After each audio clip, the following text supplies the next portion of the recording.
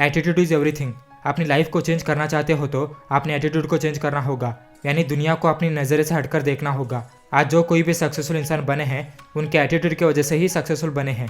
उनकी लाइफ में जितने भी डिफिकल्टीज और प्रॉब्लम्स उन्होंने फेस करा, उन्होंने अपने एटीट्यूड को पॉजिटिव रखा, यानी नेगेटिव सिचुएशन में भी पॉजिटिव एटीट्यूड। एटीट्यूड दो तरह के होते हैं, पहला है पॉजिटिव एटीट्यूड और दूसरा है नेगेटिव एटीट्यूड।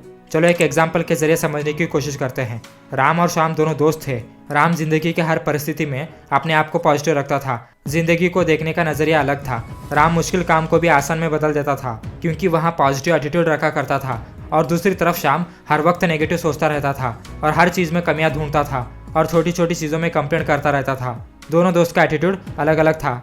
एक दोस्त ने पॉजिटिव एटीट्यूड रखा और दूसरे दोस्त ने नेगेटिव एटीट्यूड। इनका नाम है जेफ केलर, जो कि एटीट्यूड इज एवरीथिंग के बुक के ऑथर है।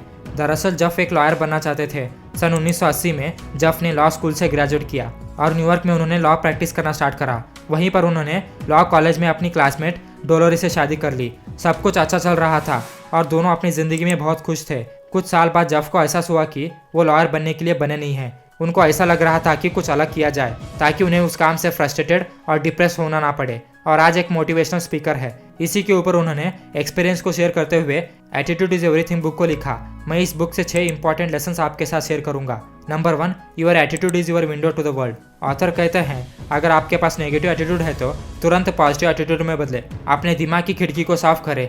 एटीट्यूड आपके दिमाग की वो खिड़की है जिससे आप दुनिया को देखते हैं। यह आपके एटीट्यूड के ऊपर डिपेंड करता है कि आप दुनिया को कैसे देखते हैं। फॉर एग्जाम्पल, एक छोटा बच्चा जब चलना सीखता है 100 बार गिरता है, लेकिन वो किसी को दोष नहीं देता, ना उनके माता पिता को, ना किसी व्यक्ति या फर्श को। वो मुस्कुराते हुए फिर खड़ा होता है और चलने की कोशिश करता है, फिर गिरता है और फिर खड़ा होता है और कुछ हफ्ते बाद चलना स्टार्ट करता है। वो बच्चे के अंदर एक पॉजिटिव एटीट्यूड होता है। बार बार गिरने पर भी कोशिश करता है क्योंकि उसका दिमाग की खिड़की साफ होती है। जब वो बच्चा बड़ा होता है, लाइफ की रेस में शामिल होता है और सोसाइटी और नेगेटिव दोस्त उसे बदनाम करते हैं और वो पॉजिटिव एटीट्यूड से बदलकर नेगेटिव एटीट्यूड में बदलता है। ये तभी पॉसिबल होता है जब वो अपनी दिमाग की खिड़की को हर वक्त साफ करता रहता है, अपने पॉजिटिव एटीट्यूड को बनाए रखता है। ऑथर कहते हैं हमें अपने एटीट्यूड को हमेशा पॉजिटिव रखना चाहिए।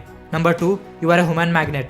ऑथर कहते हैं जैसा आपका एटीट्यूड होगा वैसे ही आप मैग्नेट की तरह काम करते हैं। The great writer broadcaster earl Nightingale का एक बहुत फेमस रिकॉर्डेड मैसेज है, द स्ट्रेंजर्स सीक्रेट। उन्होंने इस प्रोग्राम में सफलता को हासिल करने के लिए सीक्रेट बताया है। चलो जानते हैं वो 6 शब्द क्या है जो कि नाइटिंगेल सफलता का मंत्र मानते हैं। We become what we think about. इसका मतलब है जिसके बारे में सोचते हो उसी तरह बनते चले जाते हो। नाइटिंगेल ने इसी सब्जेक्ट को रिसर्च करने के बाद ग्रेट राइटर्स, फिलोसोफर्स और लीडर्स का मानना था हमारे थॉट्स ही हमारे एक्शंस के कारण बनते हैं, क्योंकि हमारा माइंड एक गार्डन की तरह होता है। आप अच्छे सीड्स लगाओगे तो अच्छे रिजल्ट्स ही मिलेंगे, या नेगेटिव थॉट सोचेंगे तो वीड्स की तरह पूरे गार्डन यानी माइंड को खराब कर देते हैं। इसलिए अपने माइंड को अच्छे थॉट से नर्चर करें।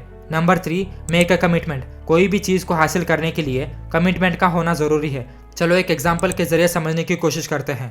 जेरी ग्लैडस्टोन, जो कि न्यूयॉर्क के रहने वाले थे, सन 1986 में जेरी ने खुद का एक नया कंपनी शुरू किया। उस कंपनी का नाम अमेरिकन रॉयल आर्ट्स। कई तरह के अलग अलग आर्ट्स बेचा करते थे। एक साल बाद उन्होंने डिसाइड करा कि वह एनिमेशन आर्ट बेचेंगे। जेरी ने वार्नर ब्रदर्स, हाना बरबरा और कई तरह के छोटे स्टूडियोज तक उन्होंने इन कंपनीज के साथ लाइसेंस बना लिया था। जेरी को पता चला कि उनका बिजनेस ग्रो करना है तो डिज्नी आर्ट बेचना होगा। 3 साल लगातार जेरी ने डिज्नी हेडक्वार्टर्स को लेटर्स लिखा ताकि डिज्नी आर्ट बेच सके, पर उसके लिए परमिशन चाहिए था। हर बार डिज्नी कंपनी से एक ही जवाब मिलता, नो। जेरी रुके नहीं, उन्होंने डिज्नी एग्जीक्यूटिव्स को कांटेक्ट किया, फिर उनका जवाब ना ही था। जेरी को इतने सारे रिजेक्शंस मिल रहे थे, फिर भी कई और एग्जीक्यूटिव्स को कांटेक्ट किया। अनफॉर्चुनेटली इतने सारे लेटर्स देखकर एक एग्जीक्यूटिव ने उनका लेटर एक्सेप्ट किया और जेरी ने मेहनत करके कई सारे डिज्नी आर्ट बेचे। जेरी अगले 10 साल तक millions of dollars Disney art बेचे। उन्होंने ठान लिया था कैसे भी करके डिज्नी से लाइसेंस लेंगे और लेकर भी दिखा दिया। इसे कहते हैं पावर ऑफ कमिटमेंट। आपने देखा दोस्तों, कमिटमेंट हो तो कुछ भी हासिल कर सकते हैं। Number 4, stop complaining. क्या आप उस आदमी के साथ रहना पसंद करेंगे जो कि थका हुआ है, हर वक्त कंप्लेन यानी शिकायत करता रहता है? बिल्कुल नहीं, राइट? ऐसे ही आप अपने प्रॉब्लम्स हर किसी को बताएंगे तो कोई केयर ही नहीं करेगा। कुछ लोगों को आपकी शिकायत से कोई फर्क नहीं पड़ता। 90% लोगों को आपकी शिकायत से कोई लेना देना नहीं होता और 10% लोग आपकी प्रॉब्लम्स को देखकर खुश होते हैं, आपका मजाक उड़ाना स्टार्ट करने लगेंगे। इसलिए अपनी लाइफ में शिकायत करना छोड़ दीजिए। जो कोई छोटी छोटी चीज़ों को लेकर शिकायत करता है उसे दूर रहना चाहिए, इसमें आपका ही भलाई है। लाइफ को बेहतर करने के बजाय उनकी शिकायत सुनाकर आपकी लाइफ में प्रॉब्लम से भर देते हैं। आप अपनी लाइफ में कोई भी प्रॉब्लम्स को फेस कर रहे हो तो एक्शन लेकर सॉल्व करने की कोशिश करो। शिकायत करने से अच्छा है कोशिश करो। Number 5, follow your dreams. Author कहते हैं हमें अपने ड्रीम्स को फॉलो करना चाहिए। कैसे एक लेडी टीचर से एक सिंगर बनने का सपना देखा। डॉटी बर्मन जो कि हाई स्कूल के इंग्लिश टीचर थे, उन्होंने 32 साल से स्टूडेंट्स को पढ़ा रहे थे। इन्हें 10 साल की उम्र से ही सिंगिंग में ज़्यादा इंटरेस्ट था, पर जॉब सिक्योर के कारण वहाँ ज़्यादा ध्यान नहीं दिया। बर्मन टीचिंग के साथ सॉन्ग्स लिखना स्टार्ट किया और छोटे शोज पे परफॉर्म करने लगे। उन्होंने सिंगिंग को हॉबी बना लिया ताकि उनका सिंगर बनने का सपना बना रहे। अब उन्हें पता चला कि अपने ड्रीम्स के ऊपर फोकस करना चाहिए। सन 1980 में बर्मन ने डिसाइड किया टीचिंग से रिटायर लेकर सिंगिंग पे फोकस करना चाहिए, पर उनके अंदर ही अंदर डर था क्योंकि उनका इनकम जॉब से आता था। अब वो जॉब भी रिजाइन किया। उनका एक ही ड्रीम था, किसी भी हाल में उन्हें सिंगर बनना था और उन्होंने छोटे शोज से शुरुआत किया। ऐसे करते करते बड़े म्यूजिक शोज में परफॉर्म करने लगे। उनके कुछ सॉन्ग्स हिट होने लगे। उन्होंने पूरे न्यूयॉर्क के थिएटर्स म्यूजिक शोज में परफॉर्म करने लगे। लगभग 60 साल की उम्र में भी उन्होंने अपने ड्रीम्स को टूटने नहीं दिया। उन्होंने मेहनत करके सिंगर बन के साबित कर दिखाया, जो कि हमें भी अपने ड्रीम्स को फॉलो करना चाहिए।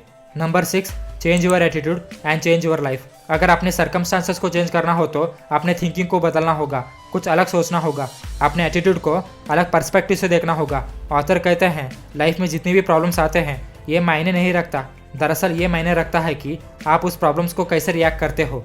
अपने एटीट्यूड को अपने कंट्रोल करना होगा। प्रॉब्लम्स को फेस करो, आगे बढ़ो, खुद पे विश्वास रखो, करेज और परसिस्टेंस से अपने ड्रीम्स को फॉलो करो। लेकिन याद रखना अपने एटीट्यूड को हर वक्त पॉजिटिव रखना। आई होप ये वीडियो अच्छी लगी होगी। वीडियो अच्छा लगा तो लाइक, शेयर और सब्सक्राइब करें। धन्यवाद।